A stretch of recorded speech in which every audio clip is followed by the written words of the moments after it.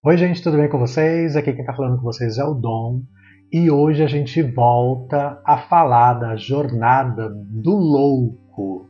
Então, vem comigo e vamos saber em que etapa e em que pé que essa jornada está.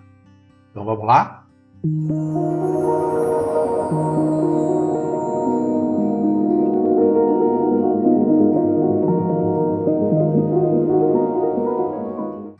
Bom, e antes de começar o vídeo, eu já quero pedir para você deixar aí o seu like, deixe seu comentário aqui de alguma dúvida que você tenha, ou de algum comentário sobre esse vídeo, se você gostou, se você não gostou, deixa aí um emoji, o que você achar que deve colocar aqui pra gente, compartilhe esse vídeo com as pessoas que você acha que vão gostar desse conteúdo, e não deixe de se inscrever e ativar o sininho para não perder toda essa jornada do louco que a gente vai falar aqui, hein? Então vamos lá, não deixa de se inscrever aqui. Bom, para a gente continuar essa jornada do louco, a gente precisa entender algumas coisas dessa jornada. Tá? A gente já conhece o nosso herói. Se você ainda não viu o vídeo do nosso herói, do louco, eu vou deixar aqui no card para você ir lá primeiro, antes de vir aqui. Tá? Vai lá, conhece o nosso herói e aqui a gente vai falar um pouquinho sobre o comecinho da jornada dele. Então, sugiro que você veja na ordem certinha. Tá? Para a gente entender toda essa jornada nos 22 arcanos, né, lembrando que essa história toda, essa narrativa, ela é baseada na teoria do Joseph Campbell, né, a jornada do herói, e ele é uma pessoa muito influente, eu já falei dele também em outro vídeo. Vou deixar aqui também o vídeo para vocês irem lá, dar uma conhecida, né, saber quem que é o Joseph Campbell. É o primeiro vídeo dessa série, na verdade. Então, assim, existem algumas etapas, né, que precisam ser cumpridas. No caso do tarô, a gente tem umas peculiaridades, tá, que a gente precisa entender antes de continuar a jornada. Tá? Vamos lá. A gente precisa entender que os povos antigos, né, que são os contadores de histórias, né, o povo medieval, vitoriano, né, as pessoas que realmente escreviam as histórias tinham os contos, né, os contos de fada, os irmãos Grimm. Eles têm, principalmente os povos que é muito antigo, né, assim, antes até da Idade Medieval, ou mais ou menos na Idade Medieval ali, eles tinham uma noção, eles observavam, né, o dia e a noite, o sol e a lua, então eles viam o movimento desses astros, eles estudavam isso. Alguns povos mais isolados controlavam suas vidas através desses dois astros, né? E inclusive cultuavam eles como deuses, né? Então a gente precisa entender essa jornada da noite e do dia, tá? Por quê? Os povos antigos eles viam o sol passando lá no céu, né, vindo do leste, indo para o oeste e se punha no oeste e no outro dia surgia de novo no leste. Então isso deixava eles assim perplexos, né, tentando entender o que acontecia, né, para onde ia o sol, né, quando ele não estava no céu. Né? Então existiam várias teorias, né, que essas pessoas levantavam. Existia uma teoria de que o Sol ele entrava no submundo e saía do outro lado, fazia uma jornada no submundo, né, que tinha umas passagens no mundo, ele passava por baixo ou por dentro e saía do outro lado. Existe também um outro povo que falava que o Sol, quando se punha, ele pegava um barco, né, e atravessava pelo mar até o outro lado, depois surgia de novo. E isso influenciou muito as histórias, né, que eram contadas na época. Então, tinha muita influência, né, do Sol, da Lua. Os egípcios, por exemplo, né, eles tinham essa ideia do mar aí também. Né, eles achavam que o Ra, que é o deus do Sol deles, pegava uma jangada e atravessava pelo mundo, né, e depois surgia do outro lado de novo. E da mesma forma que eles observavam aí essa jornada do Sol, eles também observavam a jornada da Lua. Só que a jornada da Lua tem outra questão muito importante, tá? Porque a Lua, ela passa 3 dias do ciclo dela ausente. Né? Ela vai fazendo o ciclo dela, né, tal, e ela fica ausente 3 dias do ciclo. E aí as pessoas ficavam perguntando, né, nossa, para onde foi a Lua, tal, não sei o quê. E aí surgiam as mesmas ideias de submundo, né, que a Lua ia para o submundo, né, e atravessava até o outro lado. Então essa ideia do submundo é muito presente em todas as culturas, né? A gente sempre tem aí o mundo subterrâneo, o inferno, né? A gente sempre tem essas ideias de submundo aí, e as pessoas acreditavam muito nisso, né? E aí isso influenciou muito as histórias, né? E acabou fazendo parte um pouco do imaginário das pessoas, e essa jornada dos heróis normalmente incluía o submundo, né? Existem várias histórias antigas que as pessoas vão pro tipo Dante, né? A Divina Comédia, por exemplo, que o herói vai para o submundo, né? Para o inferno, anda pelo inferno antes de atingir antes de sair no purgatório, depois ir para o céu. Tem toda uma história, né? Uma jornada, né? E aqui no tarô não é diferente, tá?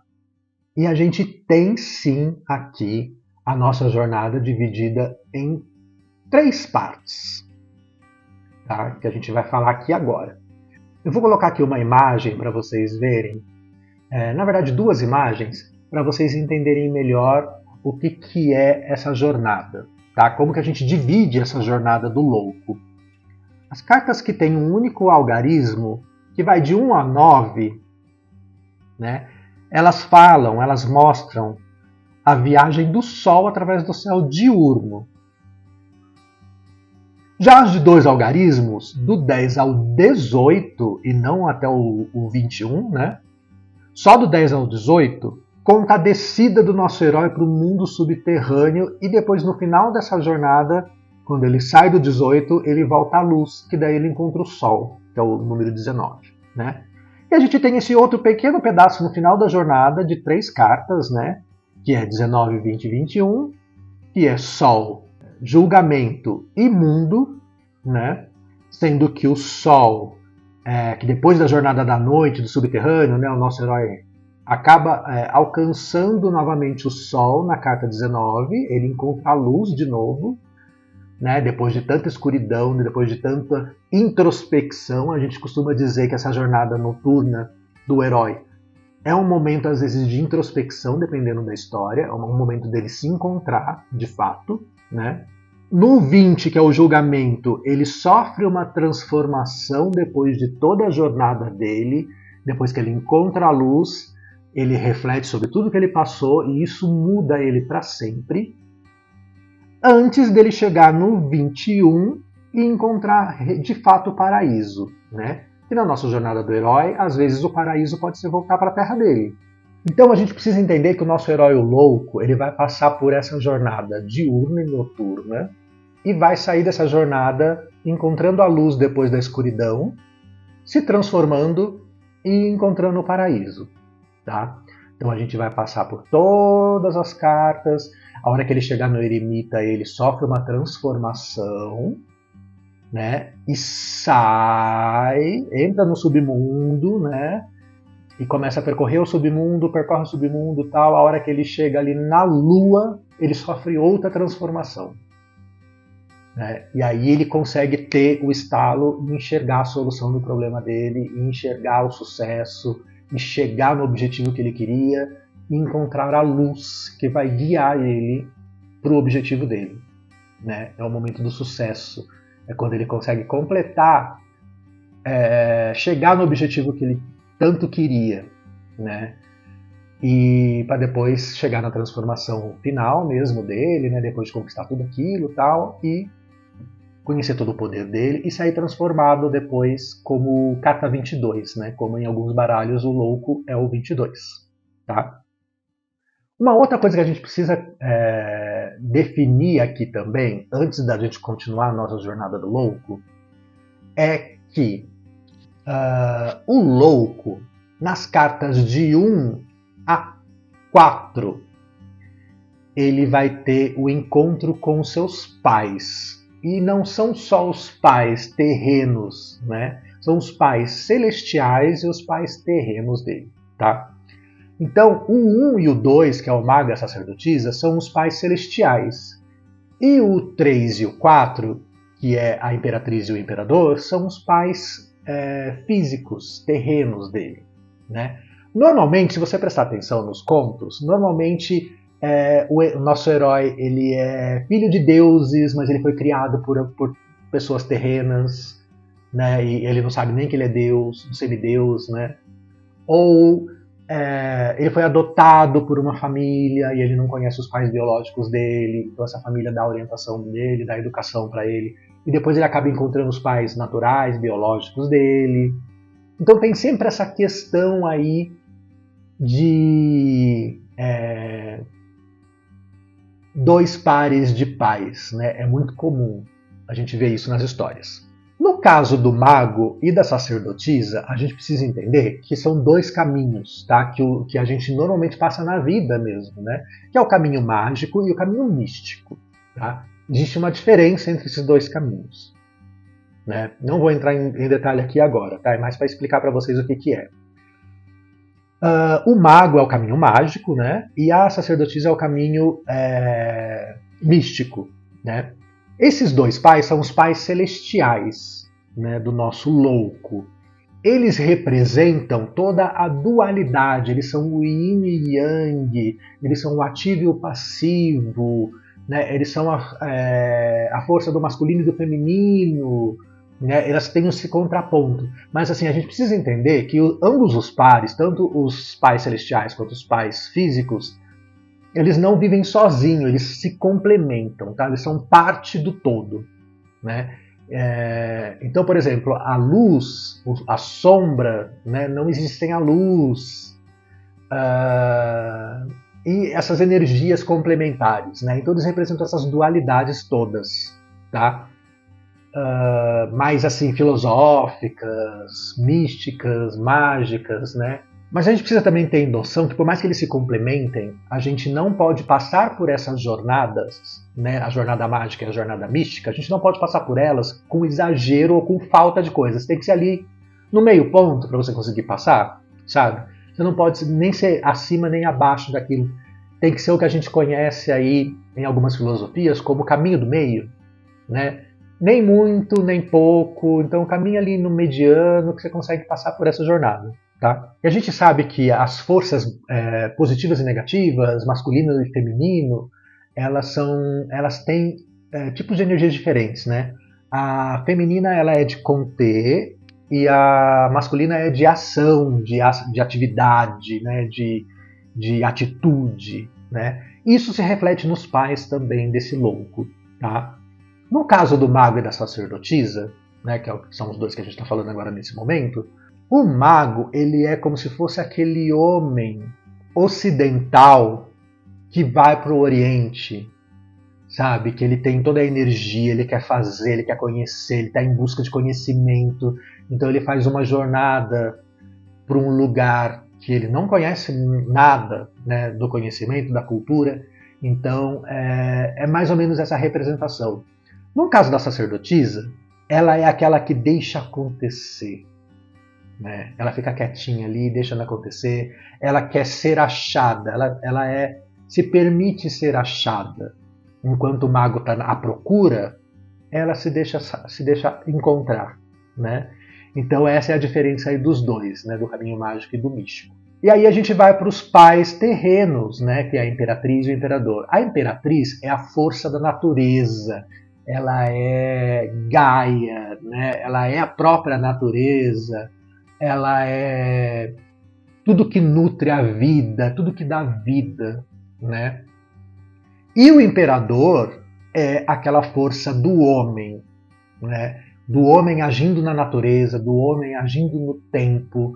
São as ações que não são naturais, que são artificiais no sentido de que o homem agindo naquela ação, fazendo uma ação para mudar alguma coisa ou equilibrar alguma coisa. o impulso civilizatório, sabe? É o nosso é o nosso imperador, né? Tanto que o 4, que é o número do imperador, é um quadrado, né? De 4 lados, que é uma figura que a gente não vê, a gente não vê figuras com ângulos muito proeminentes, né, na natureza. Então isso é uma coisa do homem, é o homem que cria as caixas, o homem que cria as paredes, né? Então é essa a influência do homem. Inclusive até, se você nunca assistiu, assista um filme chamado Mãe. É um filme bem legal. Eu não vou contar sobre o que fala, mas é mais ou menos o que acontece nessa energia do pai e da mãe terrenos, né, aqui da nossa jornada do herói do louco. Tá? E aí um bom exemplo também para explicar o que é essa força da mãe e do pai terreno, assim, a mãe, ela traz o inverno, ela traz o fruto, ela traz os cereais, né? Ela dá a vida, ela traz o alimento, né? Ela alimenta.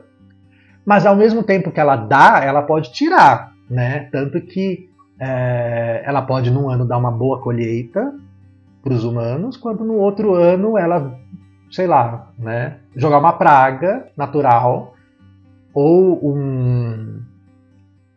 uma tempestade ou alguma coisa e não ter o que colher, né? E aí o homem é aquela intervenção para tentar equilibrar isso. Então, por exemplo, a mãe tá mandando inverno, então eu vou mandar o aquecedor, eu vou mandar o fogo, né? Que vai me aquecer durante o inverno e vai me ajudar a sobreviver àquilo. Ah, a mãe, uma hora ela me dá alimento, outra hora ela não me dá alimento para eu colher, né? Ou fruto, ou qualquer outra coisa para eu comer.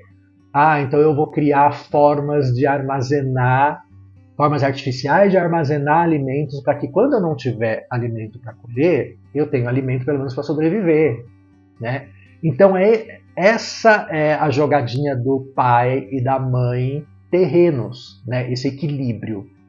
Então, e assim, gente, não dá na nossa vida, não dá para finalizar a nossa jornada se a gente não passa por esses caminhos. Tá? A gente precisa ter essas experiências para saber lidar com as situações que vão surgir à nossa frente. Né?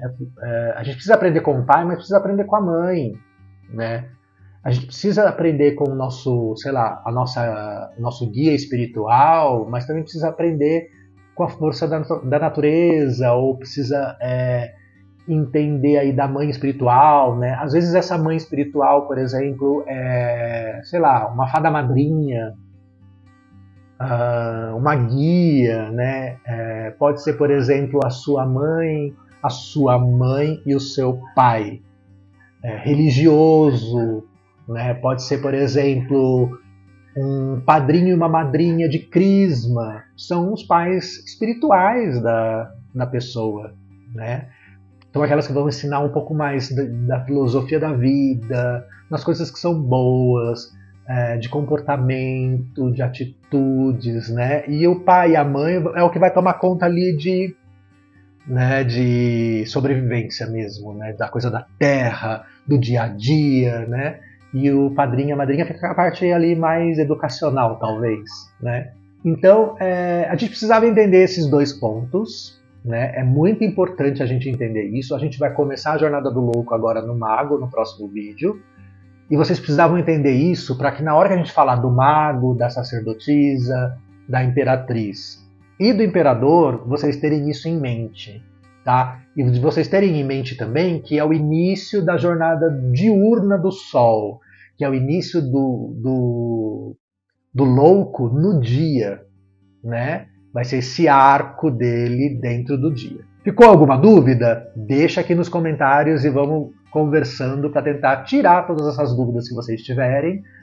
Lembrando que esse conteúdo aqui eu estou tirando de um livro, né, que é A Jornada do Herói. Já falei dele aqui nos outros vídeos. Mas se você tiver qualquer tipo de dúvida, sugiro que você leia o livro, né? Mas se você tiver algum tipo de dúvida, tá com preguiça de ler o livro, deixa aqui os comentários, eu vou responder na medida que eu souber a resposta. E a gente se vê no próximo vídeo. Tchau, tchau! Bom, pessoal, esse foi o vídeo de hoje. Eu espero que vocês tenham gostado. Deixa um like, compartilhe, comente, envie para aquele seu amigo que você acha que vai gostar desse conteúdo e te espero no próximo vídeo. Até mais!